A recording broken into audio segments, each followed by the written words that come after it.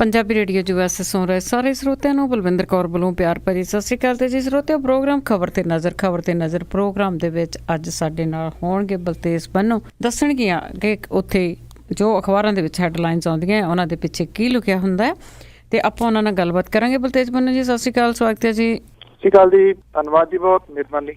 ਤੇ ਜੀ ਸਰੋਤਿਓ, ਆਪਾਂ ਖਬਰਾਂ ਤੋਂ ਪਹਿਲਾਂ ਧੰਨਵਾਦ ਕਰਨਾ ਚਾਹਾਂਗੇ ਸਾਡੇ ਸਪਾਂਸਰ ਦਾ, ਜਿਨ੍ਹਾਂ ਨੇ ਇਸ ਪ੍ਰੋਗਰਾਮ ਨੂੰ ਸਪਾਂਸਰ ਕਰਕੇ ਤੁਹਾਡੇ ਤੱਕ ਪਹੁੰਚਾਇਆ ਜੀ। ਖਾਲਸਾ ਇੰਸ਼ੋਰੈਂਸ ਏਜੰਸੀ ਵਾਲੇ, ਜਿਨ੍ਹਾਂ ਦਾ ਫੋਨ ਨੰਬਰ 4082722500। ਗੁਰਦੀਪ ਸਿੰਘ ਬਿਰਦੀ ਕਲੋਬਸ ਤੋਂ, ਪ੍ਰੀਤਮ ਸਿੰਘ ਤੇ ਤਲਵਿੰਦਰ ਸਿੰਘ ਗਿੱਲ ਬੇਕਰਸਫੀਲਡ ਤੋਂ, ਸਤਨਾਮ ਸਿੰਘ ਸ਼ੇਰਗਿੱਲ ਤੇ ਪਰਿਵਾਰ ਸਲਮਾ ਤੋਂ, ਜਾਫੀ ਸਿੰਘ ਬੇਕਰਸਫੀਲਡ, ਸੁੱਖਾ ਸਿੰਘ ਜੀ ਬਾਈਸੇਲੀਆ ਤੋਂ, Punjabi American senior citizen centre Bakersfield, Navjot Kaur Kaloti ਤੇ ਪਰਿਵਾਰ ਜੋਬਾ ਸਿਟੀ ਤੋਂ ਬਹੁਤ ਬਹੁਤ ਇਹਨਾਂ ਦੇ ਧੰਨਵਾਦੀ ਹਾਂ ਜੀ। ਅਤੇ ਬਲਤੇਜ ਪੰਨੂ ਜੀ, ਆਪਾਂ ਸਭ ਤੋਂ ਪਹਿਲਾਂ ਗੱਲ ਕਰੀਏ ਕਿ ਜਿਹੜਾ ਇੱਕ ਅੱਤਵਾਦੀ ਹਮਲਾ ਹੋਇਆ ਆ ਦੀਨਾ ਨਗਰ ਦੇ ਵਿੱਚ, ਕਿ ਉਹਦੀਆਂ ਕੀ ਖਬਰਾਂ ਆ, ਕਿ ਉਹਦਾ ਕੀ ਕਾਰਨ ਕੀ ਆ, ਕੁਛ ਪਤਾ ਲੱਗਾ ਉਹਦੇ ਬਾਰੇ? ਇਹਦੇ ਕਾਰਨ ਨਹੀਂ ਪਤਾ ਲੱਗਿਆ, ਨਾ ਇਹੀ ਪਤਾ ਲੱਗ ਰਿਹਾ ਜੀ। ਲੇਟੈਸਟ ਖਬਰਾਂ ਦੇ ਮੁਤਾਬਕ ਜਿਹੜੇ ਕੌਣ ਨੇ ਇਹ ਜਿਹੜੇ ਹਮਲਾ ਕਰਨ ਵਾਲੇ, 4 ਜਿਹੜੇ ਉਹ ਦੱਸੇ ਜਾ ਰਹੇ ਆ। ਇਹ ਗਿਣਤੀ ਵੱਧ ਵੀ ਦੱਸੀ ਜਾ ਰਹੀ ਹੈ, ਜਿਹੜੇ ਕਿ ਇੱਕ ਕਾਰ ਦੇ ਵਿੱਚ ਸਵਾਰ ਹੋ ਕੇ ਆਏ ਨੇ ਜੀ। ਇਹਨਾਂ ਸਭ ਤੋਂ ਪਹਿਲਾਂ ਤਾਂ ਜਿਹੜਾ ਦੀਨਾ ਨਗਰ ਦੇ ਵਿੱਚ ਬੱਸ ਸਟੈਂਡ, ਉੱਥੇ ਜਾ ਕੇ ਕਟੜਾ ਜਾ ਰਹੀ ਜਿਹੜੀ ਬੱਸ ਸੀਗੀ ਜੀ, ਉਹਦੇ ਉੱਤੇ ਫਾਇਰਿੰਗ ਕੀਤੀ ਹੈ, ਔਰ ਇਹਦੇ ਵਿੱਚ ਕੁਝ ਬੰਦੇ ਜਿਹੜੇ ਨੇ ਉਹ ਜ਼ਖਮੀ ਹੋਣ ਦੀ ਖਬਰ ਹੈ। ਫਿਰ ਜਿਹੜਾ ਦੀਨਾ ਨਗਰ ਦਾ ਥਾਣਾ ਆ, ਉਹਦੇ ਉੱਤੇ ਹਮਲਾ ਇਹਨਾਂ ਨੇ ਕੀਤਾ ਹੈ। ਕੁਝ ਖਬਰਾਂ ਇਹ ਵੀ ਕਹਿ ਰਹੀਆਂ ਨੇ ਕਿ ਦੀਨਾ ਨਗਰ ਥਾਣੇ ਦੇ ਅੰਦਰ ਜਿਹੜਾ ਜੀ ਇਹ ਵਰਗੇ ਨੇ, ਅੰਦਰੋਂ ਜਾ ਕੇ ਜਿਹੜੀ ਹੈ ਜੀ ਇਹਨਾਂ ਨੇ ਫਾਇਰਿੰਗ ਜਿਹੜੀ ਆ ਉਹ ਕੀਤੀ ਹੈ। ਜਿਹੜੇ ਕੁਝ ਪੁਲਿਸ ਵਾਲੇ ਨੇ ਉਹ ਵੀ ਜ਼ਖਮੀ ਹੋਣ ਦੀਆਂ ਖਬਰਾਂ ਨੇ, ਔਰ ਇਹਦੇ ਨਾਲ ਨਾਲ ਜਿਹੜਾ SHO ਆ ਥਾਣੇ ਦਾ, ਉਹਦੇ ਵੀ ਜ਼ਖਮੀ ਹੋਣ ਦੀ ਖਬਰ ਹੈ, ਉਹਦੇ ਗੋਲੀ ਲੱਗੀ ਜਿਹੜੀ ਦੱਸੀ ਜਾਂਦੀ ਹੈ। ਸਵੇਰੇ 5 ਵਜੇ ਇਹ ਜਿਹੜਾ ਜੀ ਕਰੀਬ ਹਮਲਾ ਜਿਹੜਾ ਉਹ ਹੋਇਆ, ਔਰ 4 ਬੱਸ ਯਾਤਰੀ ਜਿਹੜੇ ਨੇ ਜੀ ਅਜੇ ਤੱਕ ਖਬਰਾਂ ਮਿਲ ਰਹੀਆਂ ਨੇ ਕਿ ਉਹ ਜ਼ਖਮੀ ਹੋਏ ਨੇ। ਜਿਹੜੀ ਇੱਥੇ ਆਪਣੇ ਰੇਲਵੇ ਲਾਈਨ ਹੈ ਜੀ ਅੰਮ੍ਰਿਤਸਰ ਪਠਾਨਕੋਟ, ਉਹਦੇ ਤੋਂ 5 ਬੰਬ ਮਿਲੇ ਨੇ ਜੀ। ਜਿਹੜੀ ਹੁਣੇ ਲੇਟੈਸਟ ਖਬਰ ਆ ਰਹੀ ਆ, ਉਹਦੇ ਬੰਬ ਜਿਹੜੇ ਸਨ ਇੱਕ ਦੂਜੇ ਦੇ ਨਾਲ ਕਨੈਕਟਡ ਸਨ, ਭਾਵ ਕਿ ਉਹ ਪਟੜੀ ਜਿਹੜੀ ਹੈ ਜੀ ਟ੍ਰੇਨ ਪਟੜੀ ਉਹ ਉਡਾਉਣ ਦੀ ਕੋਸ਼ਿਸ਼ ਸੀਗੀ ਜੀ। ਜਿਹੜੇ ਮਿਲਟਰੀ ਆ ਉਹਨੂੰ ਸੱਦਿਆ ਬੰਬ ਜਿਹੜੇ ਨੇ ਡਿਫਿਊਜ਼ ਕਰਨ ਦੇ ਵਾਸਤੇ। ਔਰ ਇਹ ਜਿਹੜਾ ਏਰੀਆ ਹੈ ਜੀ ਕੋਈ ਭਾਰਤ ਪਾਕਿਸਤਾਨ ਸਰਹੱਦ ਤੋਂ 15 ਕਿਲੋਮੀਟਰ ਜਿਹੜਾ ਜੀ ਉਹ ਦੂਰ ਪੈਂਦਾ। ਬਾਕੀ ਜਿਹੜੀਆਂ ਡਿਟੇਲਸ ਨੇ ਅਜੇ ਆ ਰਹੀਆਂ ਨੇ ਹੌਲੀ ਹੌਲੀ। ਜੇ ਡਿਊਰਿੰਗ ਖਬਰਾਂ ਦੇ ਕੋਈ ਹੋਰ ਜਾਣਕਾਰੀ ਇਹਦੇ ਸੰਬੰਧ ਦੇ ਵਿੱਚ ਆਈ ਤਾਂ ਮੈਂ ਤੁਹਾਡੇ ਨਾਲ ਲਾਸਟ ਦੇ ਵਿੱਚ ਸਾਂਝੀ ਕਰ ਦੂੰਗੀ। ਜੀ ਜ਼ਰੂਰ। ਤੇ ਅੱਗੇ ਗੱਲ ਕਰਦੇ ਹਾਂ ਜੀ, ਜਿਸ ਤਰ੍ਹਾਂ ਆਪਾਂ ਸੜਕ ਹਾਦਸਿਆਂ ਦੀ ਗੱਲ ਕਰਦੇ ਹਾਂ, ਕਿੰਨੇ ਲੋਕ ਆ ਰੋਜ਼ ਹੀ ਸੜਕਾਂ ਦੇ ਉੱਤੇ ਜਿਹੜੇ ਆ ਉਹ ਮਰ ਰਹੇ ਆ। ਸੜਕਾਂ ਦਾ ਹਾਲ ਮੰਦਾ ਹੈ, ਤੇ ਹੁਣ ਕਹਿੰਦੇ ਛੇਤੀ ਸੜਕ ਸੁਰੱਖਿਆ ਬਿੱਲ ਪਾਸ ਹੋਊਗਾ ਜੀ। ਜਿਹੜੇ ਪ੍ਰਧਾਨ ਮੰਤਰੀ ਨਰਿੰਦਰ ਮੋਦੀ ਨੇ, ਉਹ ਮਨ ਕੀ ਬਾਤ ਅਕਸਰ ਜਿਹੜਾ ਜੀ ਉਹ ਕਰਦੇ ਰਹਿੰਦੇ ਨੇ। ਮਨ ਕੀ ਬਾਤ ਦੇ ਵਿੱਚ ਜਿਹੜੀਆਂ ਗੱਲਾਂ ਉਹਨਾਂ ਨੇ ਕੀਤੀਆਂ ਨੇ, ਅਜੇ ਤੱਕ ਉਹ ਸਹੀ ਪੁੱਛੋ ਤਾਂ ਉਹ ਮਨ ਦੇ ਵਿੱਚ ਹੀ ਨੇ। ਉਹ ਕੋਈ ਕਿਸੇ ਨੇ ਪੂਰੀ ਹੁੰਦੀ ਤਾਂ ਅਜੇ ਤੱਕ ਦੇਖੀ ਨਹੀਂ, ਕਿ ਜਿੰਨੀਆਂ ਵੀ ਉਹਨਾਂ ਨੇ ਗੱਲਾਂ ਕੀਤੀਆਂ ਨੇ। ਪਰ ਇਹ ਹੈ ਕਿ ਲੱਛੇਦਾਰ ਭਾਸ਼ਣ ਜ਼ਰੂਰ ਉਹ ਸੁਣਾਉਂਦੇ ਨੇ। ਤੇ ਉਹਨਾਂ ਨੇ ਕਿਹਾ ਜੀ ਕਿ ਜਦੋਂ ਅੰਕੜੇ ਦੇਖਦੇ ਆ ਤੇ ਭਾਰਤ ਦੇ ਵਿੱਚ ਹਰ ਮਿੰਟ ਦੇ ਉੱਤੇ ਇੱਕ ਹਾਦਸਾ ਹੁੰਦਾ, ਹਾਦਸਿਆਂ ਕਰਕੇ ਹਰ 4 ਮਿੰਟ ਦੇ ਉੱਤੇ ਮੌਤ ਹੁੰਦੀ ਆ, ਔਰ ਹਾਦਸੇ ਦੇ ਸ਼ਿਕਾਰ ਵਿਅਕਤੀਆਂ ਦੇ ਵਿੱਚੋਂ 1/3 15 ਤੋਂ 25 ਸਾਲ ਦੇ ਨੌਜਵਾਨ ਜਿਹੜੇ ਉਹ ਹੁੰਦੇ ਨੇ। ਪ੍ਰਧਾਨ ਮੰਤਰੀ ਨੇ ਇਹ ਗੱਲ ਕਹੀ ਹੈ ਕਿ ਮਾਪਿਆਂ ਨੂੰ ਆਪਣੇ ਬੱਚਿਆਂ ਨੂੰ ਸੜਕ ਸੁਰੱਖਿਆ ਦੇ ਬਾਰੇ ਜਾਗਰੂਕ ਜਿਹੜਾ ਜੀ ਉਹ ਕਰਨਾ ਚਾਹੀਦਾ ਹੈ। ਉਹਨਾਂ ਨੇ ਕਿਹਾ ਕਿ ਸਰਕਾਰ ਛੇਤੀ ਸੜਕ ਆਵਾਜਾਈ ਤੇ ਸੁਰੱਖਿਆ ਬਿੱਲ ਜਿਹੜਾ ਉਹ ਲਿਆਊਗੀ। ਹਾਦਸਿਆਂ ਦੇ ਪੀੜਤਾਂ ਨੂੰ ਬਗੈਰ ਜਿਹੜਾ ਪੈਸੇ ਤੋਂ ਇਲਾਜ ਦੀ ਸਹੂਲਤ ਜਿਹੜੀ ਆ ਉਹ ਦਿੱਤੀ ਜਾਊਗੀ। ਕੈਸ਼ਲੈਸ ਇਲਾਜ ਦੇ ਵਾਸਤੇ ਇਹ ਜਿਹੜਾ ਪ੍ਰੋਜੈਕਟ ਹੈ, ਇਹਦੇ ਤਹਿਤ ਪੀੜਤਾਂ ਨੂੰ 50 ਘੰਟਿਆਂ ਤੱਕ ਇਲਾਜ ਦੇ ਖਰਚੇ ਦੀ ਫਿਕਰ ਜਿਹੜੀ ਉਹ ਨਹੀਂ ਕਰਨੀ ਪਊਗੀ। ਇਹ ਪ੍ਰਧਾਨ ਮੰਤਰੀ ਦੇ ਅਨੁਸਾਰ ਪਹਿਲਾਂ ਜਿਹੜਾ ਇਹ ਪਾਇਲਟ ਪ੍ਰੋਜੈਕਟ ਹੈ ਗੁੜਗਾਉਂ, ਜੈਪੁਰ ਤੇ ਵਡੋਦਰਾ ਦੇ ਵਿੱਚ ਜਿਹੜਾ ਜੀ ਉਹ ਸ਼ੁਰੂ ਕੀਤਾ ਜਾਊਗਾ। ਫਿਰ ਮੁੰਬਈ, ਰਾਂਚੀ, ਰਣਗਾਓ ਤੇ ਮੌਰਿਆ ਦੇ ਕੌਮੀ ਜਿਹੜੇ ਇਹ ਰਾਜਮਾਰਗ ਨੇ ਜੀ, ਹਾਈਵੇ ਜਿਹੜੇ ਨੇ, ਉਹਨਾਂ ਦੇ ਨੇੜੇ ਜਿਹੜਾ ਜੀ ਇਹ ਸ਼ੁਰੂ ਕੀਤਾ ਜਾਊਗਾ। ਨੈਸ਼ਨਲ ਕ੍ਰਾਈਮ ਰਿਕਾਰਡ ਬਿਊਰੋ ਜਿਹੜੀ ਹੈ ਜੀ, ਉਹ ਸੜਕ ਹਾਦਸਿਆਂ ਬਾਰੇ ਅੰਕੜੇ ਜਿਹੜੇ ਨੇ ਜੀ ਉਹ ਉਹਦੇ ਦਿਲ ਨੂੰ ਹਿਲਾਉਣ ਵਾਲੇ ਨੇ। ਹਾਲਾਂਕਿ ਇਹਨਾਂ ਦਾ ਜ਼ਿਕਰ ਕੋਈ ਬਹੁਤਾ ਪ੍ਰਧਾਨ ਮੰਤਰੀ ਨੇ ਨਹੀਂ ਕੀਤਾ। NCRB ਦੇ ਜਿਹੜੇ ਅੰਕੜੇ ਨੇ ਉਹ ਕਹਿੰਦੇ ਨੇ ਕਿ 1 ਸਾਲ ਦੇ ਵਿੱਚ 1,41,526 ਵਿਅਕਤੀਆਂ ਦੀ ਜਾਨ ਸੜਕ ਹਾਦਸਿਆਂ ਦੇ ਵਿੱਚ ਜਾਂਦੀ ਹੈ। ਬਿਊਰੋ ਇਹ ਕਹਿੰਦੀ ਹੈ ਕਿ ਜਿਹੜੇ ਨੈਸ਼ਨਲ ਹਾਈਵੇਜ਼ ਨੇ, ਇਹਦੇ ਉੱਤੇ ਸਭ ਤੋਂ ਜ਼ਿਆਦਾ ਹਾਦਸੇ ਹੁੰਦੇ ਨੇ। 40,000 ਤੋਂ ਉੱਪਰ ਲੋਕ ਜਿਹੜੇ ਨੇ ਉਹ ਸਾਲਾਨਾ ਇੱਥੇ ਮਾਰੇ ਜਾਂਦੇ ਨੇ ਜੀ। ਜਿਹੜੇ ਜਿਨ੍ਹਾਂ ਦੇ ਕੋਲ ਟਰਾਂਸਪੋਰਟ ਮੰਤਰਾਲਾ ਹੈ, ਨਿਤਿਨ ਗਡਕਰੀ, ਉਹਨਾਂ ਨੇ ਇਹ ਗੱਲ ਕਹੀ ਹੈ ਕਿ ਜਿਹੜੇ ਹਾਦਸੇ ਨੇ ਉਹਨਾਂ ਨੂੰ ਘਟਾਉਣ ਦੇ ਉਪਰਾਲੇ ਜਿਹੜੇ ਉਹ ਕੀਤੇ ਜਾ ਰਹੇ ਨੇ। ਭਾਰਤ ਦੇ ਵਿੱਚ 5 ਲੱਖ ਸੜਕ ਹਾਦਸੇ ਜਿਹੜੇ ਉਹ ਸਾਲ ਦੇ ਵਿੱਚ ਹੁੰਦੇ ਨੇ ਔਰ 3 ਲੱਖ ਵਿਅਕਤੀ ਜਿਹੜੇ ਜ਼ਖਮੀ ਹੁੰਦੇ ਨੇ, 1.5 ਲੱਖ ਦੇ ਜਾਨ ਤੋਂ ਹੱਥ ਧੋ ਬੈਠੇ ਨੇ। ਗੱਲ ਉਹੀ ਕੀਤੀ ਹੈ ਨਿਤਨ ਗਡਕਰੀ ਹੋਰਾਂ ਨੇ, ਜਿਹੜੀ ਪਿਛਲੇ ਦਿਨਾਂ ਦੇ ਵਿੱਚ ਸਾਰੇ ਹੀ ਜਿਹੜੇ ਜੀ ਕਰਦੇ ਰਹੇ ਨੇ ਨੇਤਾ ਵਗੈਰਾ ਕਿ ਛੇਤੀ ਇਹਦੇ ਉੱਤੇ ਜਿਹੜੀ ਆ ਜੀ ਉਹ ਸ਼ਿਕੰਜਾ ਕੱਸਿਆ ਜਾਊਗਾ। ਪਰ ਇੱਥੇ ਜਿਹੜੀਆਂ ਸੜਕਾਂ ਨੇ ਇਹਦੇ ਵਿੱਚ ਜਿਹੜੇ ਪਾਇਲਟ ਪ੍ਰੋਜੈਕਟ ਵਿੱਚ ਪੰਜਾਬ ਦਾ ਕੋਈ ਸ਼ਹਿਰ ਸ਼ਾਮਲ ਨਹੀਂਗਾ। ਜਿਹੜੇ ਹਾਦਸੇ ਨੇ ਪੰਜਾਬ ਵੀ ਹਾਦਸਿਆਂ ਦੇ ਵਿੱਚ ਮੋਹਰੀ ਸੂਬਾ ਜਿਹਦੇ ਵਿੱਚ ਰੋਜ਼ ਜਿਹੜੀਆਂ ਜੀ ਦਰਜਨ ਤੋਂ ਉੱਪਰ ਡੈਥ ਜਿਹੜੀਆਂ ਉਹ ਹੁੰਦੀਆਂ ਨੇ। ਜੀ ਬਿਲਕੁਲ। ਤੇ ਜੀ ਅੱਗੇ ਆਪਾਂ ਗੱਲ ਕਰਦੇ ਹਾਂ ਜਿਸ ਤਰ੍ਹਾਂ ਕੈਨੇਡਾ ਦੇ ਵਿੱਚ ਵਿਰੋਧ ਹੋਇਆ ਅਕਾਲੀ ਦਲ ਦਾ, ਜਿਸ ਤਰ੍ਹਾਂ ਉਹ ਆਏ ਆ ਤੇ ਉੱਥੇ ਸਿਕੰਦਰ ਮਲੂਕਾ ਨੇ ਬਿਆਨ ਦਿੱਤਾ ਹੈ ਕਿ ਜੇ ਪੰਜਾਬ ਹੋਵੇ, ਪੰਜਾਬ ਦੇ ਵਿੱਚ ਹਰ ਕੋਈ ਗੱਲ ਆ ਜਿਹੜੀ ਜਾਂ ਵਿਰੋਧ ਵਿੱਚ ਹੋਵੇ ਜਾਂ ਉਹ ਹੱਕ ਵਿੱਚ ਹੋਵੇ ਬੰਦਾ ਕਹਿ ਸਕਦਾ ਆ। ਪਰ ਕੈਨੇਡਾ ਦੀ ਪੁਲਿਸ ਨੂੰ ਉਹਨਾਂ ਨੇ ਇਲਜ਼ਾਮ ਦਿੱਤਾ ਸੀਗਾ ਕਿ ਇਹਨਾਂ ਨੇ ਕਿਸ ਤਰ੍ਹਾਂ ਇੱਥੇ ਮੁਜ਼ਾਹਰਾ ਕਰਨ ਦਿੱਤਾ ਆ, ਬੰਦਿਆਂ ਨੂੰ ਜਿਹੜੇ ਗੱਲ ਕਰਨ ਦਾ ਜਿਸ ਤਰ੍ਹਾਂ ਉਹਨਾਂ ਦਾ ਉੱਥੇ ਹਾਲ ਦੇ ਵਿੱਚ ਹੋ ਰਿਹਾ ਸੀ ਉਹਨਾਂ ਨੂੰ ਕਰਨ ਨਹੀਂ ਦਿੱਤਾ। ਪਰ ਇਸੇ ਤਰ੍ਹਾਂ ਹੀ ਅਸੀਂ ਉੱਥੇ ਦੇ ਹਾਲਾਤ ਦੇਖਦੇ ਹਾਂ ਕਿ ਜਿਸ ਤਰ੍ਹਾਂ ਪੰਜਾਬ ਯੂਨੀਵਰਸਿਟੀ ਦੇ ਵਿੱਚ ਇੱਕ ਪਰਸ਼ੂਰਾਮ ਚੇਅਰ ਆ, ਉਸ ਦਾ ਉਦਘਾਟਨ ਕਰ ਰਹੇ ਸੀਗੇ ਮੁੱਖ ਮੰਤਰੀ ਬਾਦਲ, ਤੇ ਉੱਥੇ ਵਿਰੋਧ ਹੋ ਰਿਹਾ ਸੀ ਤਾਂ ਪੁਲਿਸ ਵਾਲੇ ਵੀ ਉਹ ਮੂੰਹ ਬੰਦ ਕਰ ਕਰਕੇ ਉਹਨਾਂ ਨੂੰ ਭੱਜੀ ਜਾਂਦੇ ਸੀ। ਤਾਂ ਪਰਸ਼ੂਰਾਮ ਚੇਅਰ ਜਿਹੜੀ ਆ ਪੰਜਾਬ ਦੇ ਵਿੱਚ ਪੰਜਾਬੀ ਯੂਨੀਵਰਸਿਟੀ ਪਟਿਆਲਾ ਦੇ ਵਿੱਚ ਸਥਾਪਿਤ ਕੀਤੀ ਗਈ ਆ, ਇਹਦੇ ਬਾਰੇ ਜ਼ਰੂਰ ਦੱਸੋ। ਇਹ ਐਕਚੁਅਲੀ ਇਹ ਇੱਥੇ ਉਦਘਾਟਨ ਕਰਨ ਆਏ ਸਨ ਜਿਹੜੇ ਮੁੱਖ ਮੰਤਰੀ ਪ੍ਰਕਾਸ਼ ਸਿੰਘ ਬਾਦਲ ਹੁਰੀ, ਔਰ ਉਸ ਮੌਕੇ ਦੇ ਉੱਤੇ ਜਦੋਂ ਉਹ ਬੋਲ ਰਹੇ ਸਨ ਤਾਂ ਪ੍ਰਕਾਸ਼ ਸਿੰਘ ਬਾਦਲ ਮੁਰਦਾਬਾਦ ਦੇ ਨਾਅਰੇ ਜਿਹੜੇ ਸਨ ਉਹ ਲਾਏ ਜੀ ਕੁਝ ਲੋਕਾਂ ਨੇ। ਔਰ ਸ਼ਾਇਦ ਇਹੋ ਜਿਹਾ ਐਕਸ਼ਨ ਜਿਹੜਾ ਉਹ ਸਿਕੰਦਰ ਸਿੰਘ ਮਲੂਕਾ ਹੋਰੀ ਚਾਹੁੰਦੇ ਸਨ, ਜਿਹੋ ਜਿਹਾ ਇੱਥੇ ਪੰਜਾਬ ਪੁਲਿਸ ਨੇ ਕੀਤਾ ਜੀ। ਵੀ ਇੱਕ ਨੇ ਬਾਂਹ ਮਰੋੜੀ ਲਾਈ ਪਿੱਛੇ ਤੇ ਦੂਜੇ ਨੇ ਉਹਦੇ ਮੂੰਹ ਦੇ ਉੱਤੇ ਹੱਥ ਜਿਹੜਾ ਜੀ ਰੱਖਿਆ ਤੇ ਕੱਢ ਕੇ ਜਿਹੜਾ ਜੀ ਹਾਲ ਦੇ ਵਿੱਚੋਂ ਲੈ ਗਏ। ਇਹ ਕੁਝ ਕੈਨੇਡੀਅਨ ਪੁਲਿਸ ਤੋਂ ਚਾਹੁੰਦੇ ਸਨ ਕਿ ਉਹ ਵੀ ਇਸੇ ਤਰੀਕੇ ਨਾਲ ਬਾਹਾਂ ਮਰੋੜੇ ਤੇ ਮੂੰਹ ਜਿਹੜੇ ਆ ਜੀ ਉਹ ਬੰਦ ਕਰੇ। ਉਹਨਾਂ ਨੇ ਕੀਤੇ ਨਹੀਂ, ਇਸ ਕਰਕੇ ਉਹ ਵਿਚਾਰੇ ਦੁਖੀ ਸਨ। ਇਹ ਇੱਥੇ ਜਿਹੜਾ ਜੀ ਨਾਅਰੇ ਲੱਗੇ ਨੇ, ਪੁਲਿਸ ਨੇ ਨਾਅਰੇ ਲਾ ਰਹੇ ਜਿਹੜੇ ਕੁਝ ਵਿਅਕਤੀ ਸੀ ਉਹਨਾਂ ਨੂੰ ਗ੍ਰਿਫਤਾਰ ਕੀਤਾ। 107-51 ਦੇ ਤਹਿਤ ਜਿਹੜਾ ਜੀ ਇਹਨਾਂ ਨੂੰ ਅੰਦਰ ਦਿੱਤਾ। ਇਹ ਅਕਾਲੀ ਦਲ ਅੰਮ੍ਰਿਤਸਰ ਦੇ ਨਾਲ ਜਿਹੜੇ ਜੀ ਉਹ ਸੰਬੰਧਿਤ ਦੱਸੇ ਜਾਂਦੇ ਨੇ। ਸਰੂਪ ਸਿੰਘ ਸੰਧਾ, ਕਿਸਾਨ ਵਿੰਗ ਦੇ ਆਗੂ ਰਜਿੰਦਰ ਸਿੰਘ ਛੰਨਾ, ਗੁਰਧਿਆਨ ਸਿੰਘ ਧਨੇਠਾ ਤੇ ਦਰਸ਼ਨ ਸਿੰਘ ਸਨੌਰ ਜਿਹੜਾ ਜੀ ਇਹਨੂੰ ਪੁਲਿਸ ਨੇ ਜਿਹੜਾ ਜੀ ਉਹ ਫੜਿਆ। ਪ੍ਰਕਾਸ਼ ਸਿੰਘ ਬਾਦਲ ਹੋਰੀ ਵਾਹਵਾ ਔਖੇ ਹੋ ਗਏ ਜੀ ਜਦੋਂ ਜਿਹੜੇ ਸਟੇਜ ਦੇ ਉੱਤੋਂ ਬੋਲਦਿਆਂ ਔਰ ਉਹਨਾਂ ਨੇ ਕਿ ਉਹ ਲੋਕ ਨੇ ਜਿਹੜੇ ਕਿ ਪੰਜਾਬ ਨੂੰ ਫੇਰ ਕਾਲੇ ਦਿਨਾਂ ਦੇ ਵਿੱਚ ਜਿਹੜਾ ਜੀ ਉਹ ਧੱਕ ਦੇਣਾ ਚਾਹੁੰਦੇ ਨੇ। ਉਹਨਾਂ ਨੇ ਇਹ ਵੀ ਗੱਲ ਜਿਹੜੀ ਹੈ ਜੀ ਕਹੀ ਕਿ ਇਹਨਾਂ ਦੇ ਇਸ ਐਕਸ਼ਨ ਦੇ ਨਾਲ ਪੰਜਾਬ ਜਿਹੜਾ ਜੀ ਉਹ ਮਾੜੇ ਦਿਨਾਂ ਦੇ ਵਿੱਚ ਜਿਹੜਾ ਉਹ ਚਲੇ ਜਾਊਗਾ। ਅਸਲ ਗੱਲ ਜਿਹੜੀ ਹੈ ਨਾ ਜੀ, ਜਿਹੜੀ ਫਿਕਰਮੰਦੀ ਅਕਾਲੀ ਦਲ ਦੀ ਸੀਗੀ ਆਹੀ ਸੀਗੀ ਕਿ ਜਿਹੜਾ ਵਿਦੇਸ਼ਾਂ ਦੇ ਵਿੱਚ ਹੋਇਆ ਵਿਰੋਧ ਹੈ ਇਹ ਕਿਤੇ ਪੰਜਾਬ ਦੇ ਵਿੱਚ ਨਾ ਜਿਹੜਾ ਦੀ ਸ਼ੁਰੂ ਹੋ ਜੇ। ਤੇ ਪੰਜਾਬ ਦੀ ਯੂਨੀਵਰਸਿਟੀ ਦੇ ਵਿੱਚ ਸ਼ੁਰੂ ਹੋਇਆ ਜਿਹੜਾ ਦੀ ਇਹ ਵਿਰੋਧ ਹੈ, ਜਿਹੜਾ ਸ਼ਾਇਦ ਹੋ ਸਕਦਾ ਕਿ ਆਉਣ ਵਾਲੇ ਦਿਨਾਂ ਦੇ ਜਿੱਥੇ ਬੋਲਣਗੇ ਬਾਦਲ ਸਾਹਿਬ ਜਾਂ ਸੁਖਬੀਰ ਸਿੰਘ ਬਾਦਲ ਹੋਰੀ, ਉੱਥੇ ਵੀ ਇਹ ਜਿਹੜਾ ਦੀ ਵਿਰੋਧ ਹੋ ਸਕਦਾ ਹੈ। ਤੇ ਫਿਰ ਜਿਹੜਾ ਪੁਲਿਸ ਦਾ ਡੰਡਾ ਦੀ ਉਹ ਲੋਕਾਂ ਦੇ ਉੱਤੇ ਚੱਲ ਸਕਦਾ ਹੈ। ਪੰਜਾਬ ਦਾ ਜੇ ਇਤਿਹਾਸ ਫਰੋਲੀਏ, ਅੱਜ ਦਾ ਨਹੀਂ, ਤੁਸੀਂ ਪਿਛਲਾ 500 ਸਾਲਾਂ ਦਾ ਇਤਿਹਾਸ ਜਿਹੜਾ ਫਰੋਲ ਲਓ, ਜਿਵੇਂ ਪੰਜਾਬੀ ਜਿਹੜੇ ਨੇ ਉਹਨਾਂ ਨੂੰ ਏਦਾਂ ਧੱਕੇ ਦੇ ਨਾਲ ਜਦੋਂ ਚੁੱਪ ਕਰਾਉਣ ਦੀ ਕੋਸ਼ਿਸ਼ ਕੀਤੀ ਗਈ ਹੈ ਤਾਂ ਉਹਨਾਂ ਦਾ ਰਿਐਕਸ਼ਨ ਜਿਹੜਾ ਜੀ ਉਹ ਹਮੇਸ਼ਾ ਦੁੱਗਣਾ ਹੋ ਕੇ ਜਿਹੜਾ ਨਿਕਲਦਾ ਹੈ। ਇਹ ਉਹ ਲੋਕਾਂ ਦੇ ਮੂੰਹ ਦੇ ਉੱਤੇ ਹੱਥ ਰੱਖ ਕੇ ਜਿਹੜਾ ਜੀ ਉਹ ਆਵਾਜ਼ ਬੰਦ ਨਹੀਂ ਕੀਤੀ ਜਾ ਸਕਦੀ ਜੀ। ਜਿਹੜੇ ਮੁੱਦੇ ਉਹ ਉਠਾ ਰਹੇ ਨੇ ਉਹ ਮੁੱਦੇ ਜਿਹੜੇ ਨੇ ਉਹ ਤਾਂ ਆਮ ਲੋਕਾਂ ਦੀ ਜ਼ੁਬਾਨ ਦੇ ਉੱਤੇ ਨੇ ਜੀ। ਜੀ ਬਿਲਕੁਲ, ਲੋਕਾਂ ਦਾ ਮੂੰਹ ਬੰਦ ਕਰੋ ਤੇ ਨਾਲ ਹੀ ਜਿੱਥੇ ਜਿੱਦਾਂ ਤੁਸੀਂ ਕਿਹਾ ਆ ਕਿ ਜਿੱਥੇ ਬਾਦਲਾਂ ਦੀਆਂ ਮੀਟਿੰਗਾਂ ਹੋਣਗੀਆਂ ਤੇ ਪੁਲਿਸ ਦੀਆਂ ਧਾੜਾਂ ਵੀ ਉੱਥੇ ਜ਼ਰੂਰ ਜਾਣਗੀਆਂ। ਤੇ ਅੱਗੇ ਜੀ ਔਰਬਿਟ ਬੱਸ ਕਾਂਡ ਆ ਜਿਹੜਾ, ਉਸ ਦੀ ਅਜੇ ਤੱਕ ਰਿਪੋਰਟ ਨਹੀਂ ਸੀ ਹੋਈ ਕੋਈ ਵੀ, ਤੇ ਹੁਣ ਪਤਾ ਲੱਗਾ ਕਿ ਜਿਹੜੇ ਮੁਲਜ਼ਮ ਆ ਉਹਨਾਂ ਦੇ ਖਿਲਾਫ ਦੋਸ਼ ਪੱਤਰ ਦਾਇਰ ਹੋ ਗਿਆ ਜੀ। ਇਹ ਜਿਹੜਾ ਲੜਕੀ ਦੇ ਨਾਲ ਧੱਕਾ ਜਿਹੜਾ ਸੀਗਾ ਉਹ ਦਿੱਤੇ ਜਾਣ ਤੋਂ ਬਾਅਦ ਜਿਹੜਾ ਮਾਮਲਾ ਬੜਾ ਭਖਿਆ ਸੀਗਾ ਜੀ। ਇਸ ਮਾਮਲੇ ਦੇ ਵਿੱਚ ਨਾਬਾਲਗ ਜਿਹੜੀ ਇੱਕ ਲੜਕੀ ਸੀਗੀ ਅਰਸ਼ਦੀਪ ਕੌਰ ਜਿਹੜੀ ਉਹਦੀ ਮੌਤ ਹੋਈ ਸੀਗੀ। ਹੁਣ ਬਾਘੇ ਪੁਰਾਣੇ ਦੀ ਪੁਲਿਸ ਨੇ ਮੁਲਜ਼ਮਾਂ ਦੇ ਖਿਲਾਫ ਜਿਹੜਾ ਦੀ ਅਦਾਲਤ ਦੇ ਵਿੱਚ ਦੋਸ਼ ਪੱਤਰ ਜਿਹੜਾ ਦੀ ਉਹ ਦਾਇਰ ਕਰ ਦਿੱਤਾ। ਔਰ ਜਿਹੜਾ ਪੁਲਿਸ ਮੁਖੀ ਉਹ ਇਹ ਕਹਿੰਦੇ ਨੇ ਕਿ ਜਿਹੜੀ ਜਾਂਚ ਹੈ ਉਹ ਮੁਕੰਮਲ ਹੋ ਗਈ ਹੈ, ਤਾਂ ਹੀ ਕਰਕੇ ਜਿਹੜਾ ਜੀ ਇਹ ਆਖਿਆ ਗਿਆ ਜੀ ਕਿ ਦੋਸ਼ ਪੱਤਰ ਜਿਹੜੇ ਉਹ ਦਾਖਲ ਕੀਤੇ ਗਏ ਨੇ। ਅਦਾਲਤ ਦੇ ਵਿੱਚ 302 307 ਕਤਲ ਇਰਾਦਾ ਕਤਲ ਨੇ ਦੋਨੋਂ। ਇਹ 302 ਕਤਲ ਦੀ ਹੈ, 307 ਇਰਾਦਾ ਕਤਲ ਹੈ।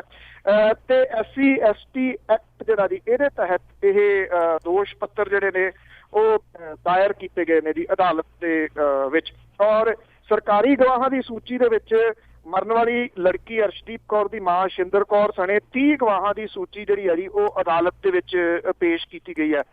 ਮੈਂ ਇੱਥੇ ਵੀ ਦੱਸਦਾ ਸੀ ਕਿ ਕੁਝ ਸਮਾਂ ਪਹਿਲਾਂ ਇਹ ਗੱਲ ਆਈ ਸੀ ਸਾਹਮਣੇ ਕਿ ਜਿਹੜੇ ਲੋਕ ਸਨ ਜਿਹੜੇ ਬੱਸ ਦੇ ਵਿੱਚ ਬੈਠੇ ਸਨ ਉਹਨਾਂ ਦੇ ਵਿੱਚੋਂ ਕੋਈ ਨਹੀਂ ਸੀ ਬੋਲਿਆ। ਉਹ ਕਹਿੰਦੇ ਅਸੀਂ ਦੇਖਿਆ ਨਹੀਂ, ਜਾਂ ਬਹੁਤੇ ਕਹਿੰਦੇ ਅਸੀਂ ਸੁੱਤੇ ਹੋਏ ਸੀਗੇ। ਸੋ ਇਹ ਜਿਹੜੀ 30 ਗਵਾਹਾਂ ਦੀ ਸੂਚੀ ਆ ਇਹ ਤਾਂ ਅਸਲ ਦੇ ਵਿੱਚ ਜਦੋਂ ਹੁਣ ਗਵਾਹ ਪੇਸ਼ ਹੋਣਗੇ ਨਾ ਜੀ ਅਦਾਲਤ ਦੇ ਵਿੱਚ ਉੱਥੇ ਕੀ ਬੋਲਦੇ ਨੇ ਇਹਦੇ ਉੱਤੇ ਬਹੁਤ ਕੁਝ ਜਿਹੜਾ ਜੀ ਉਹ ਡਿਪੈਂਡ ਕਰੂਗਾ।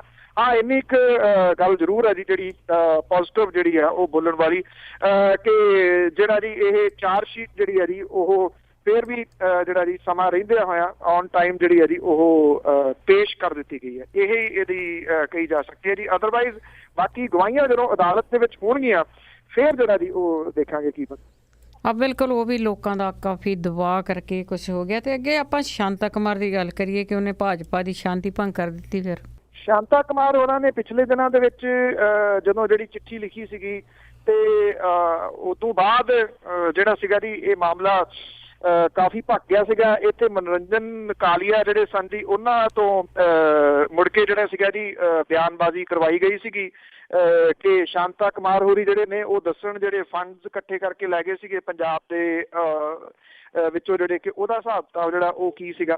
ਤੋ ਹੁਣ ਸ਼ਾਂਤਾ ਕੁਮਾਰ ਹੋਰੀ ਜਿਹੜੇ ਜੀ ਉਹ ਫਿਰ ਬੋਲੇ ਜੀ। ਹਿਮਾਚਲ ਪ੍ਰਦੇਸ਼ ਦੇ ਸਾਬਕਾ ਮੁੱਖ ਮੰਤਰੀ ਸ਼ਾਂਤਾ ਕੁਮਾਰ ਨੇ ਸ਼ਾਂਤੀ ਜਿਹੜੀ ਹੈ ਜੀ ਉਹ ਥੋੜੀ ਭੰਗ ਕਰਨ ਦੀ ਕੋਸ਼ਿਸ਼ ਕੀਤੀ ਹੈ ਭਾਜਪਾ ਦੀ। ਉਹਨਾਂ ਨੇ ਇਹ ਗੱਲ ਕਹੀ ਹੈ ਕਿ ਪਿਛਲੀ ਭਾਜਪਾ ਦੀ ਸਰਕਾਰ ਦੇ ਸਮੇਂ ਹਿਮਾਚਲ ਦੀ ਜਿਹੜੀ ਸੀਗੀ ਉਦੋਂ ਜਾਇਜ਼ ਜਾਂ ਨਜਾਇਜ਼ ਤਰੀਕੇ ਦੇ ਨਾਲ ਫੋਨ ਜਿਹੜੇ ਉਹ ਟੈਪ ਕੀਤੇ ਜਾਣ ਸੰਬੰਧੀ ਜਾਣਕਾਰੀ ਜਿਹੜੀ ਆ ਉਹ ਜਨਤਕ ਕੀਤੀ ਜਾਵੇ। ਸ਼ਾਂਤਾ ਕੁਮਾਰ ਨੇ ਕਿਹਾ ਕਿ ਮੌਜੂਦਾ ਸਰਕਾਰ ਵੱਲੋਂ ਇਸ ਸੰਬੰਧੀ ਕੀਤੀ ਜਾਂਚ ਤੋਂ ਬਾਅਦ ਹੁਣ ਇਹ ਨਾਮ ਜਿਹੜੇ ਨੇ ਉਹ ਜਨਤਕ ਕੀਤੇ ਜਾਣ। ਉਹਨਾਂ ਨੇ ਇਹ ਕਿਹਾ ਕਿ ਫੋਨ ਟੈਪ ਕਰਨ ਲਈ ਦਿੱਤੀ ਇਜਾਜ਼ਤ ਜਿਹੜੀ ਹੈ ਜੀ ਇਹਦੀ ਜਿਹੜੀ ਭਾਜਪਾ ਜਿਹੜੀ ਪਿਛਲੀ ਸਰਕਾਰ ਸੀ 1300 ਤੋਂ ਜ਼ਿਆਦਾ ਵਿਅਕਤੀਆਂ ਦੇ ਫੋਨ ਜਿਹੜੇ ਟੈਪ ਕਰਨ ਦੀ ਗੱਲ ਜਿਹੜੀ ਆ ਉਹ ਕਹੀ ਜਾ ਰਹੀ ਹੈ। ਪਰ 31 ਮਹੀਨੇ ਬੀਤਣ ਦੇ ਬਾਵਜੂਦ ਇਹ ਨਾਮ ਜਿਹੜੇ ਨੇ ਇਹ ਜਨਤਕ ਉਹ ਨਹੀਂ ਕੀਤੇ ਗਏ ਜੀ। ਉਹਨਾਂ ਨੇ ਇਹ ਵੀ ਗੱਲ ਕਹੀ ਹੈ ਜੀ ਕਿ ਕਿਸੇ ਵਿਅਕਤੀ ਦੀ ਨਿੱਜੀ ਜ਼ਿੰਦਗੀ ਦੇ ਵਿੱਚ ਝਾਕਣ ਦਾ ਹੱਕ ਜਿਹੜਾ ਉਹ ਨਹੀਂ ਹੈ। ਜਿਹੜੇ ਸ਼ਾਂਤਾ ਕੁਮਾਰ ਹੋਰਾਂ ਨੇ ਭਾਜਪਾ ਦੇ ਵਿੱਚ ਆਪਣੇ ਜਿਹੜੇ ਵਿਰੋਧੀ ਉਹਨਾਂ ਦੇ ਮੰਨੇ ਜਾਂਦੇ ਨੇ ਪ੍ਰੇਮ ਕੁਮਾਰ ਧੂਮਲ ਉਹਨੂੰ ਕਟਹਿਰੇ ਦੇ ਵਿੱਚ ਜਿਹੜਾ ਜੀ ਉਹ ਖੜਾ ਕਰਨ ਦੀ ਕੋਸ਼ਿਸ਼ ਜਿਹੜੀ ਆ ਜੀ ਉਹ ਕੀਤੀ ਆ। ਸੋ ਭਾਰਤੀ ਜਨਤਾ ਪਾਰਟੀ ਦੀ ਜਿਹੜੀ ਅੰਦਰੂਨੀ ਫੁੱਟ ਆ ਜੀ ਜਿਹੜੀ ਧੜੇਬੰਦੀ ਵਾਲੀ ਉਹ ਹੌਲੀ ਹੌਲੀ ਸਹੀ ਜਿਹੜੀ ਆ ਜੀ ਵੱਧ ਰਹੀ ਹੈ ਇਸ ਵੇਲੇ।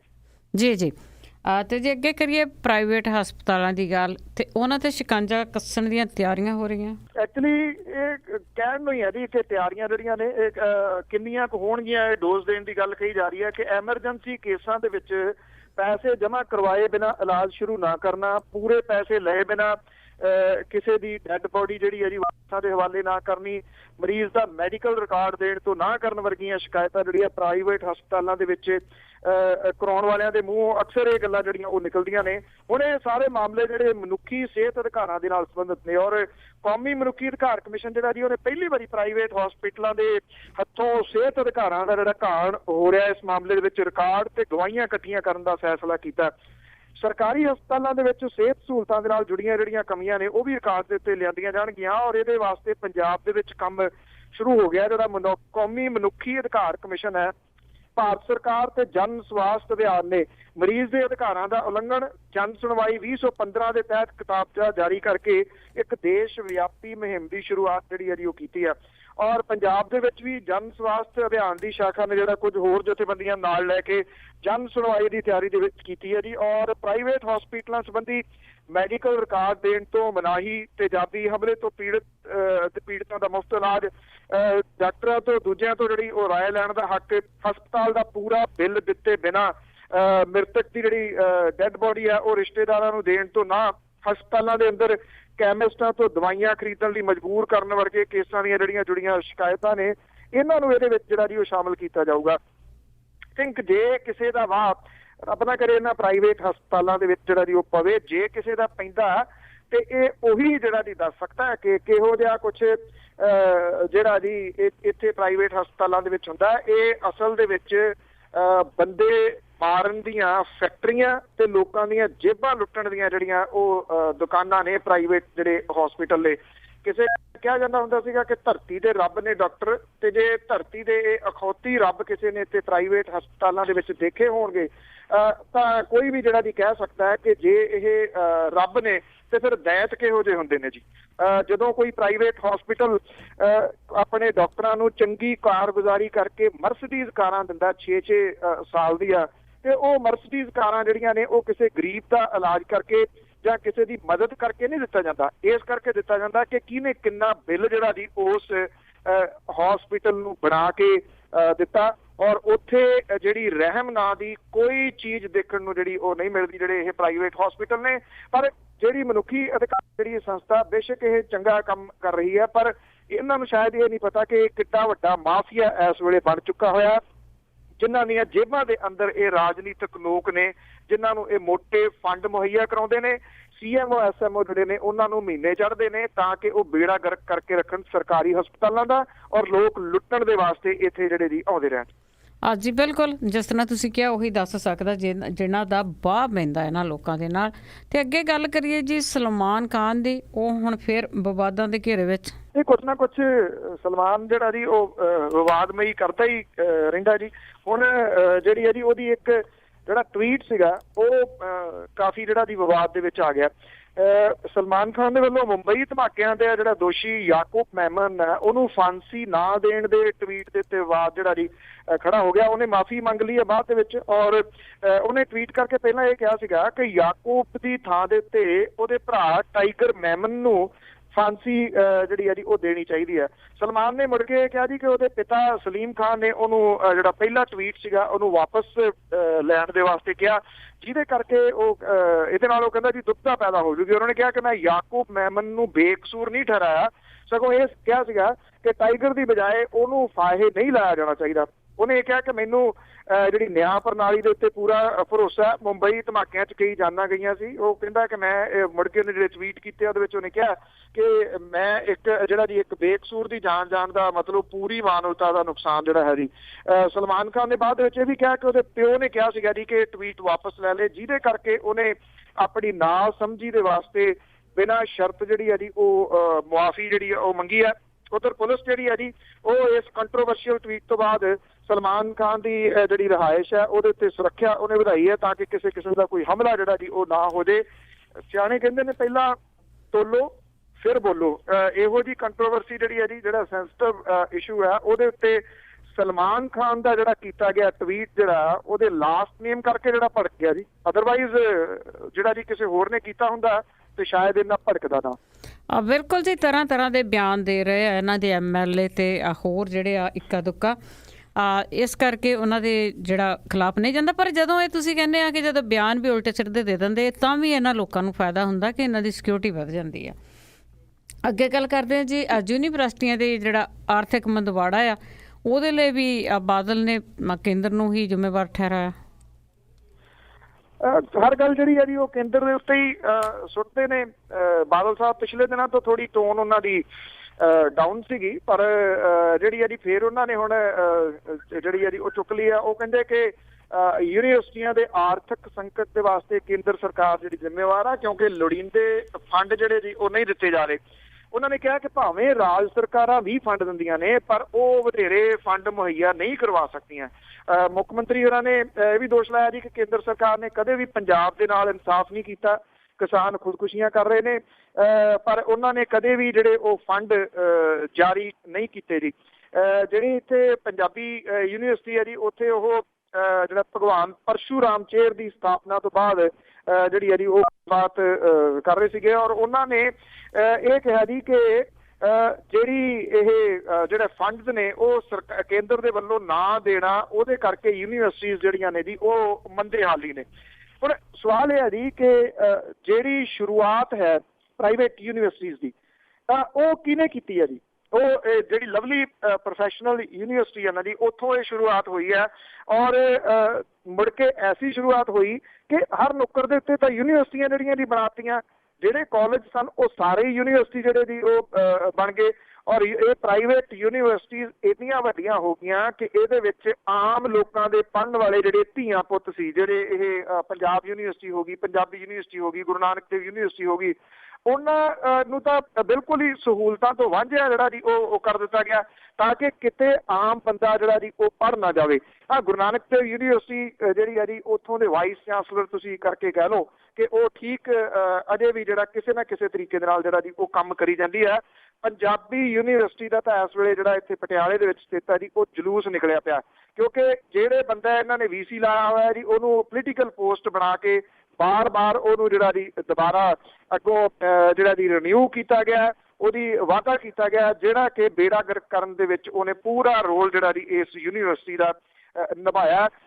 ਜਿਹੜਾ ਸੈਂਟਰ ਦੀ ਸਰਕਾਰ ਦੇ ਦੋਸ਼ ਦੇਣ ਦੇ ਨਾਲੋਂ ਪਹਿਲਾਂ ਆਪਣੀ ਪੀੜ੍ਹੀ ਥੱਲੇ ਸੋਟਾ ਮਾਰਨਾ ਚਾਹੀਦਾ ਜੀ ਕਿ ਜਿਹੜੀਆਂ ਪ੍ਰਾਈਵੇਟ ਯੂਨੀਵਰਸਿਟੀ ਜਿਹੜੀਆਂ ਵਿਦਿਅਕ ਹੱਟੀਆਂ ਨੇ ਉਹ ਇਹਨਾਂ ਨੇ ਖੋਲ ਕੇ ਜਿਹੜਾ ਜੀ ਅਸਲ ਦੇ ਵਿੱਚ ਇਸ ਪਾਸੇ ਵੱਲ ਨੂੰ ਬੇੜਾ ਗਰਕ ਕੀਤਾ। ਔਰ ਜਿਹੜੇ ਲੋਕ ਯੋਗ ਨਹੀਂ ਸੀਗੇ ਵਾਈਸ ਚਾਂਸਲਰ ਦੇ ਉਹ ਲਿਆ ਕੇ ਉੱਥੇ ਜਾਣਬੁੱਝ ਕੇ ਬਿਠਾਏ ਤਾਂ ਕਿ ਰਹਿੰਦਾ ਖੁੰਦਾ ਬੇੜਾ ਜਿਹੜਾ ਜੀ ਉਹ ਗਰਕ ਕਰ ਦੇਣ ਔਰ ਪ੍ਰਾਈਵੇਟ ਜਿਹੜੀਆਂ ਯੂਨੀਵਰਸਿਟੀਜ਼ ਨੇ ਉਹਨਾਂ ਨੂੰ ਹੋਰ ਜ਼ਿਆਦਾ ਜਿਹੜੇ ਜੇ ਉਹ ਪੈਸੇ ਮਿਲਣ ਤੇ ਲੋਕ ਉਸ ਪਾਸੇ ਵੱਲ ਨੂੰ ਜਾਣ। ਔਰ ਇਹਦੇ ਕਰਕੇ ਹੀ ਆਮ ਲੋਕਾਂ ਤੋਂ ਵਿੱਦਿਆ ਜਿਹੜੀ ਹੈ ਜੀ ਦੂਰ ਹੋ ਸਕਦੀ ਹੈ।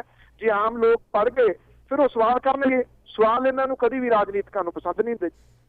ਬਿਲਕੁਲ ਜੀ, ਇਹ ਗਣੀਆਂ ਮਿੱਥੀਆਂ ਸਾਜ਼ਿਸ਼ਾਂ ਆ ਕਾਫੀ ਟਾਈਮ ਤੋਂ ਚੱਲ ਰਹੀਆਂ। ਸਾਡੇ ਲੋਕ ਆ ਜਿਹੜੇ ਉਹ ਸਮਝਣ ਦੇ ਵਿੱਚ ਬਹੁਤ ਪਿੱਛੇ ਰਹਿ ਜਾਂਦੇ ਆ।